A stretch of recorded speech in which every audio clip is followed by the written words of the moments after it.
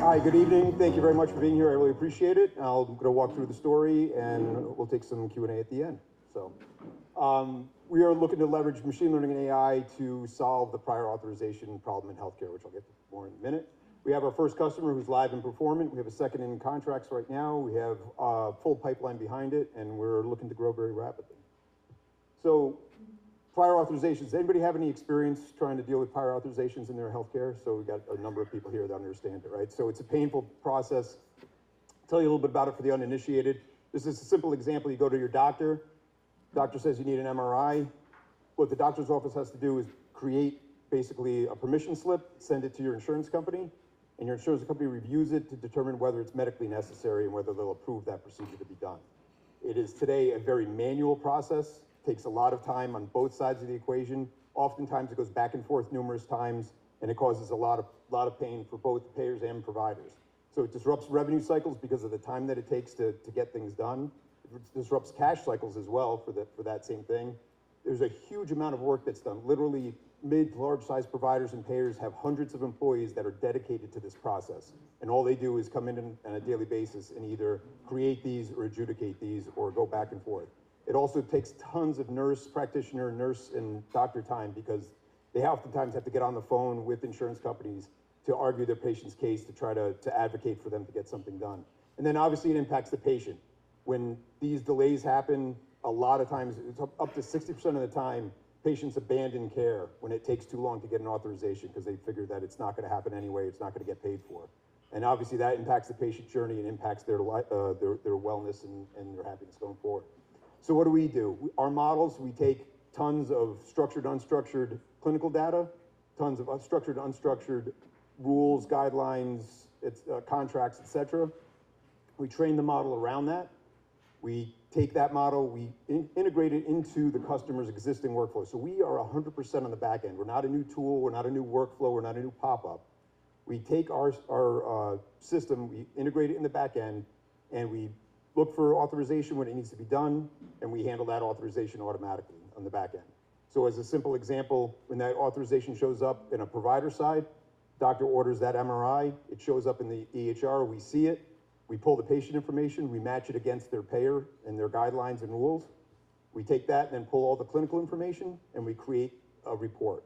If that report meets our level of certainty, we package it up, we ship it out to the payer side to get done. If it doesn't, that same exact report identifies what's missing.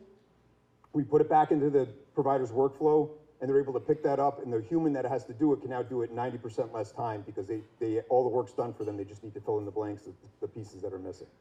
So very efficient system, and again, it's all in the back end, and it really drives both adoption from the standpoint of there's very light touch integration and the ability to have this where you don't have to retrain or create new workflows or learn on new tools or anything like that.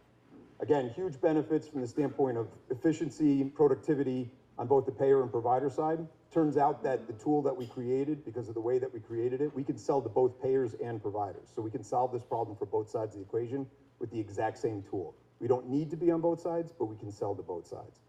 And then, of course, the patient's in the middle. By being able to do these faster, by being able to have a better quality and be able to get better first pass authorizations, the patient gets their care, whether it happens to be a prescription, whether it happens to be their next appointment, or whether it happens to be a surgery, they can get it faster and they have better visibility around their patient journey. This is an absolutely huge market. These numbers are just looking at the labor portion only. So there's other benefits of this as well from the standpoint of improved collections for a provider, from an audit perspective, making audits significantly faster and more transparent. So lots of other benefits and lots of other products that are adjacent to this market as well. But we're today focused just on this prior authorization problem. Our first customer is the largest MSO in California. MSO is a managed services organization. They're basically a delegated entity on behalf of 10,000 providers and dozens of payers to do this prior authorization function for them. We are automating over 70% of our target today. We're seeing over 7,000 authorizations hit our engine on a daily basis, so that's a 2.5 million authorization on an annualized basis. And one of our favorite stats is we took just a sort of 9-week chunk and looked at it, and we saved our provider almost 2.8 million hours of turnaround time. And the benefit of that is, right, this is 2.8 million hours where someone was able to get their prescription faster, or they were able to get to that next appointment faster, or just a doctor was able to go home instead of having to be on the phone trying to get one of these authorizations done. We have a full team, 24. You'll notice there's only 23 on there. We just hired someone new and they didn't make the slide yet. One of my colleagues, Evan, is here as well. If you want to see Evan afterwards, he can answer questions and tell you bad dad jokes. He's good at both of those. But we have a terrific team, both on the technical side as well on the sales side.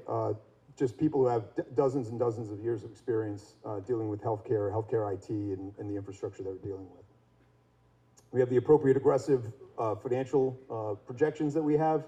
What's really interesting, though, about this business model is that when you look at our pipeline, the annual contract value that we see in there ranges anywhere from $200,000 to $10 million, with the vast majority of them being in the high 6 to low 7-figure range. This is a very highly scalable model. We don't have to sell thousands of customers to be able to get to a valuable organization. We have to pick the right dozen or 2 dozen, and we're a very, very valuable organization. Those are in our pipeline. We've raised over $3.5 million to date from angels and safe notes. We are currently in the middle of raising our Series A, and we're always looking for introductions to customers, whether they be mid to large size payers or providers or other organizations that, again, work on behalf of those, any potential partners or anybody who might be interested in the raise. So again, it's a huge market opportunity. We drive a hard ROI. We're able to be integrated quickly and efficiently in the customer systems with very little light touch on their side and zero change management on their side. It's a hugely scalable business model. We have a great team, and you know, we're really looking to radically impact healthcare going forward. So I beat the time,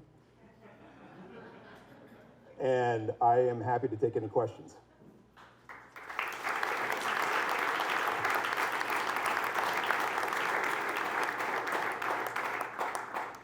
Randy.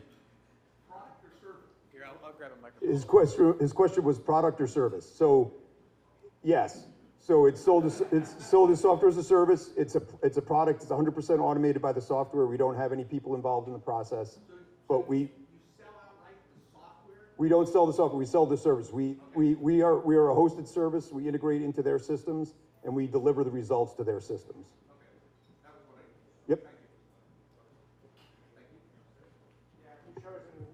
you. Have you chosen certain EHRs to integrate with as a start? We have a number of different customers that are in the pipeline, in the late stage pipeline. Epic, I think, is used by 60% of the providers, but whether it's Epic, Cerner, or any of the other ones, there's new protocols that we're allowed to, FHIR and other protocols that we can use to do that. But we've also have 4 or 5 people on the team that have done dozens of these integrations before. We've already created sort of the initial work that's needed to be done on those. And then on the payer side, turns out it's kind of a mishmash of different tools that they use for their utilization management functions. So, but those are actually typically easier to integrate into. So were you able to do that by an open API, or are you integrating directly into their systems? I'm sorry, I didn't hear the question. Are you using an open API, or are you integrating into their systems? We have an API that we have developed on our side, and then we use that to rapidly integrate into their systems. Thank you. Yep.